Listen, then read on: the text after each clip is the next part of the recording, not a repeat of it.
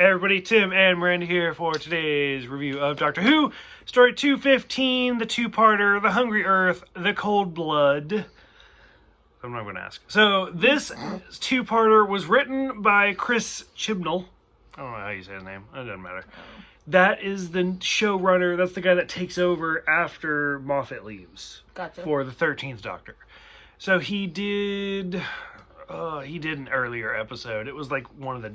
I think it was the first... No, it was one of the Devil episodes. I think the one where the guy got tattoos. Oh, okay. That Gotcha, one. Not the yeah. Ood one, but like the remake of the Ood one. Yeah. So this is written by him. This takes place in the nightmare of 2020. Oh, God. I think so relevant. I want to say it came out like 2009. But yeah, 2020 is when it takes place. This brings the return of a classic Doctor Who species. That I lost the name. I just call them the lesbian lizards. That's what a I little bit of a remind them spoiler, of. but we haven't gotten to that point. Okay, the lizards. But so what's funny is in the original series, their face, because of the prosthetics and stuff like that, they look terrible. They look funky. Whereas in this one, they kind of do it on purpose, where it ends up that they've been wearing masks this whole time, which it's 2020, so I'm glad they're wearing masks. Yeah. And so then, like, once they take it off, it makes more sense. Yeah, so, like, what happens in this episode? Silurians. Yeah. There we go. Sorry. So, there's people drilling into the earth, blah, blah, blah, and then they start attacking, and they're not sure, like, what the fuck's going on, because people just start going missing. And then they find out that they're basically drilling into an underground, like, city. Cavern, yeah. Cavern, city. And the lizards think that the humans are attacking them, and so they want to start a war. Yeah. So I like the Silurians. I think they're an interesting race. I'm going to keep saying their name, otherwise I will forget. Yep. Silurians. Silurians. So, my question is, for you, the Daleks are overplayed. Don't give a fuck about the Daleks. Yep. Cybermen, kind of the same thing, actually, for me at least. Yep.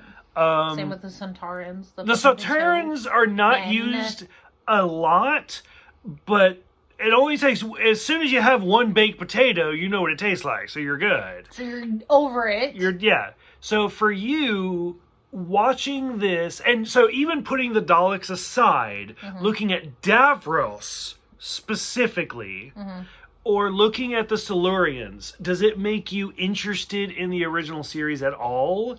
Or are you like, they're lizard people, I'm good? Nah, I'm more like, they're lizard people, I'm good. Okay.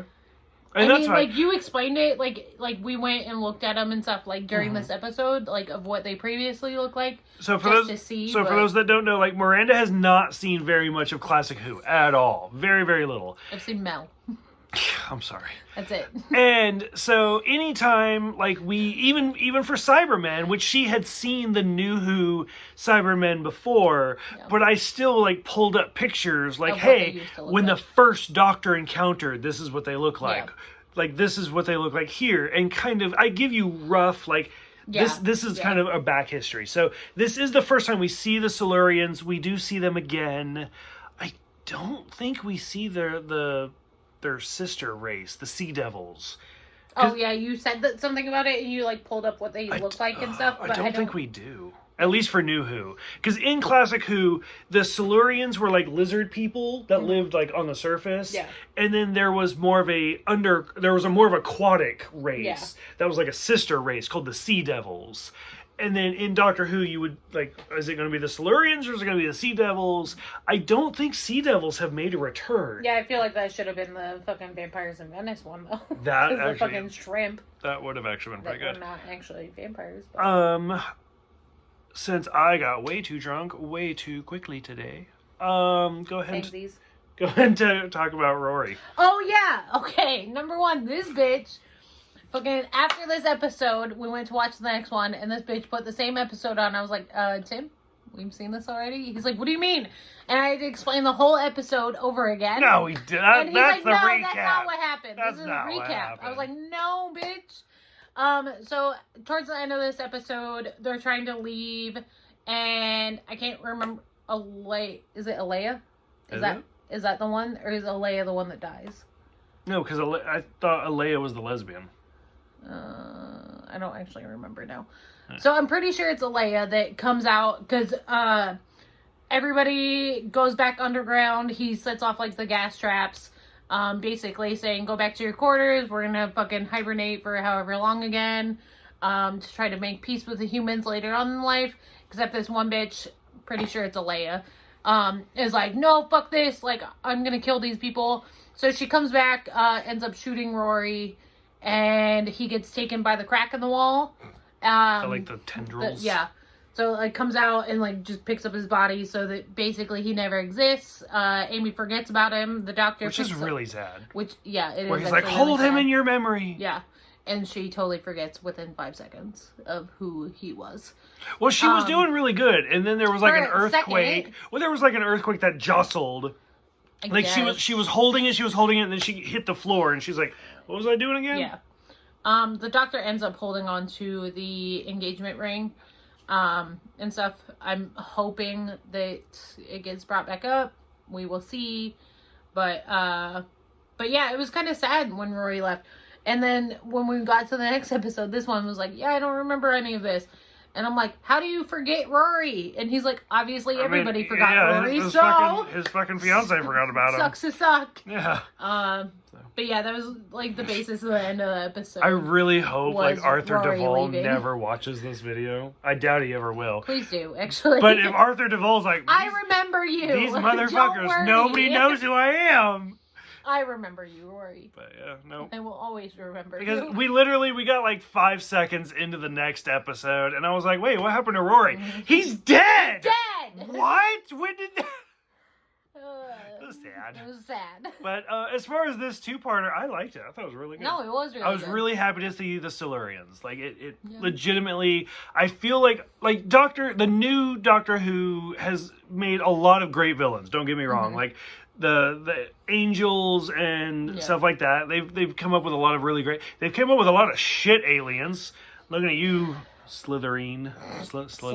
Yeah, looking at you. So, I guess I should say Moffat's made a lot of good villains. Yeah. Anyways, so good job, Moffat. We're fine with that. But classic Who, which also did have a lot of shit villains, did have a lot of really good villains too. But they just replay them too much. What gets me is it's the Master and the Daleks every goddamn time, or like the Cybermen. And it's like, there were a lot of really, really good villains in classic Doctor Who that haven't been brought back. Yeah, and I mean, we get some glimmers here and there, like the Gridlock episode, where the crabs, the Mako, whatever, where it's literally just a shout out. Fine, I'm happy. Like, at least they got referenced. Done. That's all I need. So, I mean, the fact that the Silurians do come back for a little bit did make me happy, because it's something. I mean, even if I'm not a big Silurian fan, the fact that they came back for this little reference, I was like, oh, look at that. And they did do a good update where it's like, oh shit, they look terrible in the 60s. Like, how do we? Oh, you know what? It was a mask. Fuck it. And then as odd as it is to say this, or as weird as it is to hear it, I don't know, whatever, fuck, pick one. Yeah. When she takes the mask off, I never thought a lizard could be attractive. Oh yeah, no, but she's really pretty. Like they make them, She looks really, really good with the makeup and the scales. Like, I mean, she looks good. Yeah. So I was legitimately impressed by the makeup. Yes, I thought it looked great. Any other thoughts for this two-parter? No, that's it, actually. Short and sweet? Yeah, short and sweet. For those who have seen it, go ahead, let us know. Thank you guys for watching. Thank you guys for subscribing. And we will see you guys next time for Vincent and the Doctor.